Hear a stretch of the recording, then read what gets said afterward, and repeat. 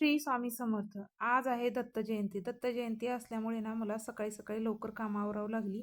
आत्ताच लेकरं शाळेत गेली. आता ते दोघं गेल्यानंतर घरातली सगळी कामं करून, देवपूजा करून, बाकीची राहिलेली कामं सगळी आवरून मला केंद्रात जायचं होतं. तसंही मला बराच उशीर झाला होता. माझी मुलं उशिरात जातात शाळेमध्ये.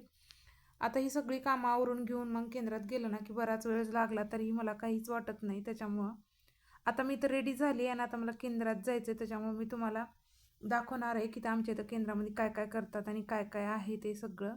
तुम्हीही केंद्रात जाता का मला कमेंटमध्ये सांगा आणि कोण कोण स्वामी समर्थाचं पारायण वगैरे केलेलं आहे तेही मला कमेंटमध्ये सांगा. आणि आमच्या केंद्रामधलं तुम्हाला काय आवडलं तेही मला कमेंटमध्ये सांगा.